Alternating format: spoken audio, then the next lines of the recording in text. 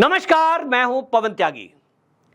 नीतीश कुमार को इंडी गठबंधन की तरफ से प्रधानमंत्री पद का प्रलोभन दिया जा रहा है और उनको कहा जा रहा है कि आप मोदी का साथ मत दो, हमारे साथ आ जाओ तो हम आपको प्रधानमंत्री बना सकते हैं।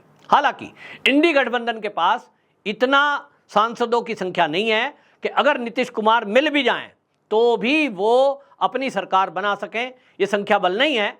लेकिन ये दावा जेडीयू के नेता केसी त्यागी का है। हालांकि अंगूर खट्टे वाली बात है कि जब इंडी गठबंधन की सरकार ही नहीं बन सकती तो फिर इस दावे का मतलब क्या है।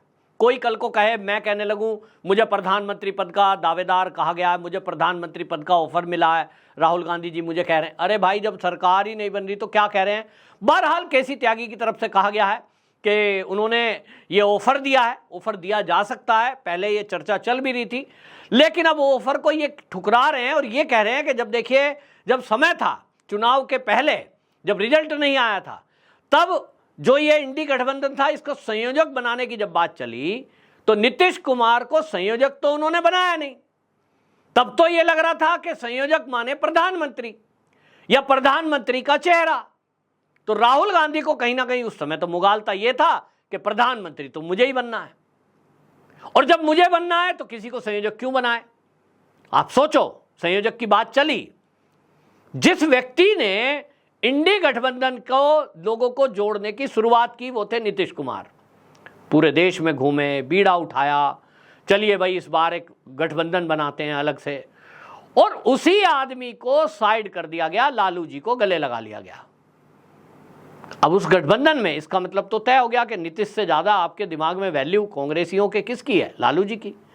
राहुल गांधी जिस तरह से उनके घर में जाकर मटन बना रहे हैं, प्रियंका गांधी वड्रा भी मीट बनाती हुई देखी गई, ये दिखा रहे थे वो कि हम इस घर के परिवार के कितने निकट हैं।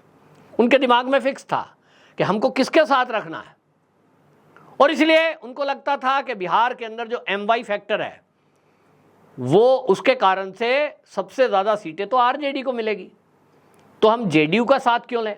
उनके दिमाग में स्पष्ट है, वो केवल इस्तेमाल करना चाहते थे कि भाई आप साथ रहो, हमें सपोर्ट करते रहो। प्रधानमंत्री कांग्रेस की तरफ से तय था, और इसीलिए यात्राओं में आप देखें कि जितना भी प्रचार प्रसार किया गया वो केवल राहुल गांधी की टी-शर्ट का किया गया, राहुल गांधी के बाथरूम का किया गया, राहुल गांधी कहाँ सोता है उसको हाईलाइट किया गया, बाकी किसी का नहीं।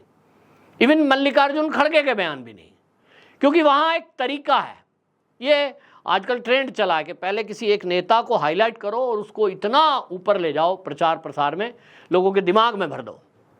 और इसी तरह से वो उस ट्रेंड में चले कि इंडी गठबंधन में भले ही 28 दल शामिल हों, लेकिन किसी को ऊपर नहीं आने देना है, किसी का प्रचार नहीं होने देना है। बाकी सबको डिफेम हो रहे हैं तो होने दीजिए, राहुल गांधी पर सारे कैमरे फोकस होने चाहिए। तो जयराम रमेश ने चुनाव के कुछ दिनों पहले कह भी दिया, उनको सबको लग रहा था कि बस इस बार तो अब मोदी बीजेपी की एनडीए की तो 200 पार नहीं होंगी और इस बार सरकार तुम्हारी बन रही है। तो तब तक नीतीश कुमार याद नहीं आए भाई, चुनाव चल रहा था। नीतीश कुमार को कहते हैं कि देखिए चुनाव में आप अपना कैंडिडेट खड़े हैं तो भाई हम आपको प्रधानमंत्री बनाएंगे, हमारे साथ आओ। बात तो पहले की थी। अब आप सोच रहे हैं प्रधानमंत्री के लालच में अगर ये टूट कर आ जाएंगे तो क्या होगा, क्या बना पाएंगे? अभी भी नहीं बना पाएंगे। हाँ, आप एनडीए को कमजोर जरूर करने के षड्यंत्र इस तरह से कर सकते हो कि किन्हीं को आप कुछ लालच दो, लेकिन सरकार के गठन के बाद जो मोदी जी के हाथ में पावर आने वाली है उसमें जो कांग्रेस को तो क्या कहना है, ईडी सीबीआई पूरा चुनाव में आपने रटाया उस बात को। तो भाई आप डोरे डालोगे, ये तो राजनीति है, ये तो होगा। और ये मोदी जी भी जानते हैं कि जो इंडी गठबंधन में लोग हैं वो अभी भी इस उम्मीद में कि यार विपक्ष में बैठने के बजाय कोशिश करो, और कोशिश में इनके साथ तो जोर सोरस है, इनके साथ तो चीन है, इनके साथ तो कई विदेशी ताकतें हैं, जो ऐसी ताकतें जो भारत विरोधी हैं। वो सब कुछ भी कर सकते हैं मोदी को हटाने के लिए। वो दंगा फसाद करा सकते हैं, वो आतंकी अटैक करा सकते हैं, वो षड्यंत्र करने के लिए देश के उद्योगपतियों को बर्बाद करने के लिए फर्जी न्यूज प्लांट कर सकते हैं। हमने देखा है पिछले दिनों हिंडनबर्ग क्या चीज़ है। हिंडनबर्ग को कोई इससे मतलब थोड़ा ही था कि उसको अडानी को टारगेट करना है, असली मुद्दा तो मोदी था, मुद्दे को वहाँ टारगेट करना है। वो न्यायपालिका का इस्तेमाल कर सकते हैं, बड़े बड़े जज, बड़े बड़े वकील, पूर्व जज, पूर्व सैनिक, उनके बयान दिलवा सकते हैं। हमने देखा है कि चुनाव के पहले पूर्व आईएएस और राजनयिकों ने किस तरह से पत्र लिखा राष्ट्रपति जी को कि मोदी तो तानाशाह हो गए हैं, ईडी सीबीआई का दुरुपयोग हो रहा है, विपक्षी नेताओं को जेल में डाला जा रहा है। बताओ कितने नेता विपक्ष के चुनाव के समय जेल में रहे। ऐसा तो नहीं है कि मोदी जी तानाशाह थे, इन सबसे डरे हुए थे और उठाकर राहुल गांधी, प्रियंका गांधी वाड्रा, सोनिया, मल्लिकार्जुन खड़गे, ये प्रमुख नेता हैं। भाई अगर तानाशाह होते तो इनको जेल में डाल देते। फिर बाकी के जो नेता हैं, लालू जी की जमानत रद्द कराते, कुछ और केस लगवा देता। तानाशाह का क्या होता है? तेजस्वी यादव को जेल में डाल दो, ममता बनर्जी को जेल में डाल दो। तानाशाह तो राष्ट्रपति शासन लगा देता 2-4 स्टेट में, तो पंजाब में लगा देते, बंगाल में लगा देते, जहाँ जहाँ उनकी नहीं चल रही है वहाँ लगा देते। और जीतने के लिए क्या करना है? ममता बनर्जी के शासन में क्या हुआ है आप देखो, हमले हो रहे हैं कार्यकर्ताओं पर। तो तानाशाह कर सकता था। तानाशाह अगर मोदी अगर होते तो अभी भी कर सकते हैं, तो वैसा हुआ नहीं और इसलिए कोशिश पूरी हुई। तो ये पूरी कोशिश, ऐसा नहीं है कि मोदी जी शपथ ले लेंगे तो भाई फिर उसके बाद ये सब शरीफ सज्जन हो जाएंगे और ये बैठ जाएंगे, कहेंगे भाई अब तो मोदी जी बन गए, अब तो हम कुछ कर नहीं सकते, अब तो भाई 5 साल बाद 2029 में चुनाव होगा, तब हम फिर एक बार जुटेंगे। ना, ऐसा नहीं होगा। लगातार प्रहार होंगे, लगातार षड्यंत्र होंगे, लगातार कोशिश होगी कि मोदी जी को किस तरह से इस प्रधानमंत्री की कुर्सी से नीचे उतारा जाए। क्योंकि जिन लोगों का लक्ष्य सनातन की समाप्ति है, जिन लोगों का लक्ष्य इस भारत को 2047 तक इस्लामिक राष्ट्र बनाने की है, जिन लोगों का लक्ष्य हिंदुओं को धर्मांतरित करके हिंदुओं की संख्या कम करने की है, जिन लोगों का लक्ष्य राम जी के मंदिर को, जो अयोध्या में अभी बनकर भी पूरा नहीं हुआ है, उसको तोड़कर वापस बाबरी मस्जिद बनाने की है, जिन लोगों का लक्ष्य यह है कि इस धरती से, इस भारत भूमि से हिंदुओं को समाप्त कर देना है, सनातन को कीड़ा मकोड़ा और क्या क्या डेंगू मलेरिया बोलते हैं, वो लोग शांत बैठ जाएंगे? निश्चित रूप से नहीं बैठेंगे। हाँ, सो गया है, सो जाएगा, और वो है इस देश का सनातनी, इस देश का हिंदू। सो गया, तभी ये रिजल्ट है। तो ये अब तो निश्चिंत हो गया, चलो अब तो मोदी जी की सरकार बन ही गई, अब सो लेते हैं। तो भाई जो जागा है, कहते हैं जो सोवत है वो खोवत है और जो जागत है सो पावत है। तो जो जागा हुआ है, जो लगा हुआ है अपनी धुन में, वो एक दिन सफलता प्राप्त करता ही है। तो जो देश विरोधी लोग हैं वो लगे हुए हैं कि कैसे इस देश को कमजोर करना है, कैसे इस हिंदू को तोड़ना है, डेली लगे रहेंगे। ध्रुव राठी जैसे यूट्यूबर वो नौकरी पर रख लिए गए हैं। उनको ऐसा थोड़ी कि अब चुनाव हो गया तो ध्रुव राठी की अब वीडियो नहीं आएंगी। और मैं आपको बता दूं, मेरी तो जानकारी में है कि ध्रुव राठी अभी एक विदेश में बैठकर वीडियो बना रहा है। अब इन्हों को समझ में आ गया कि एक ध्रुव राठी जैसा यूट्यूबर जो कुछ टारगेट अभी तक चुनाव में केवल मोदी को और बीजेपी को कर रहा था, तो उसका असर दिखाई दिया है युवाओं पर। तो अब क्यों ना हर स्टेट में उनकी भाषा में एक ध्रुव राठी खड़ा कर दिया जाए। तो योजना बन चुकी है, पैसा देने वाले भारत विरोधी ताकतें तैयार हैं। तो करोड़ों रुपया, खबर आ रही है कि 500 करोड़ रुपया ध्रुव राठी की टीम पर खर्च हुआ, जो सारा मैनेज हुआ है, सारा कुछ प्रचार हुआ है, दुष्प्रचार हुआ है।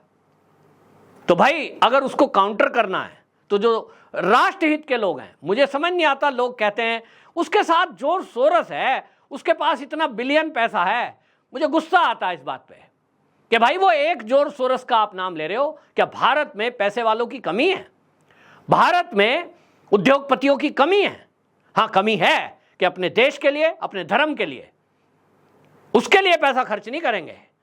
1 करोड़ की गाड़ी ले लेंगे, 500 करोड़ का बंगला ले लेंगे, हवाई जहाज हेलीकॉप्टर घूमने के लिए ले लेंगे, लेकिन वो धर्म और देश के लिए पैसा खर्च नहीं करेंगे।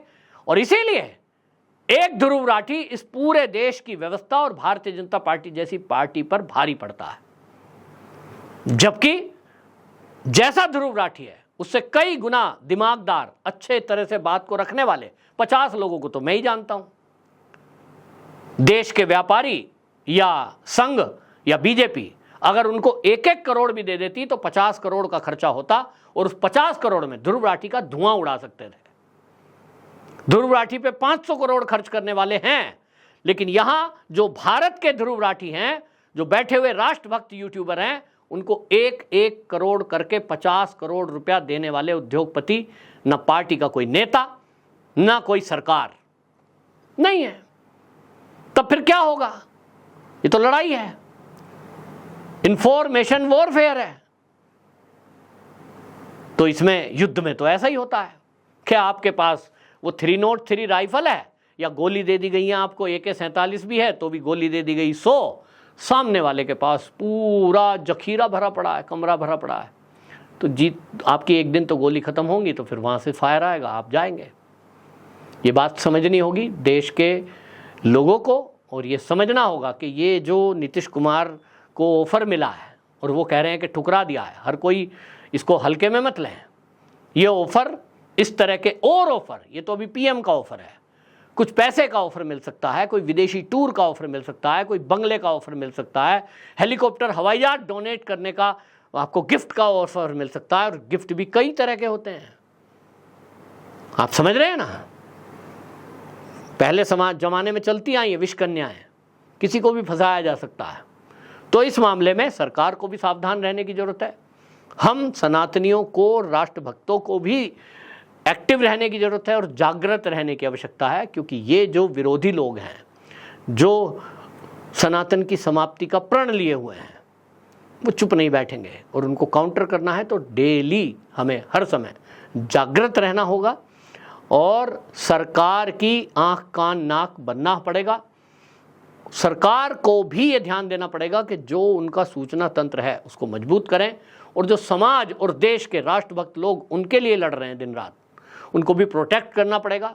आप कोई सपोर्ट नहीं कर सकते तो इतना तो कर ही दें कि कल को कोई उनके ऊपर फर्जी FIR दर्ज करे, टॉर्चर करे, हमला करे, तो कम से कम ऐसे समय में क्विक एक्शन उसके पक्ष में हो जाए। इतना भी यदि सरकारों ने कर दिया, राष्ट्रवादी सरकारों ने, तो देश के अंदर राष्ट्रवादियों की कमी नहीं है और ध्रुव राठी को धूल उड़ाने वालों की कमी नहीं है। आपकी राय क्या है? कमेंट बॉक्स में जरूर बताएं। वंदे मातरम।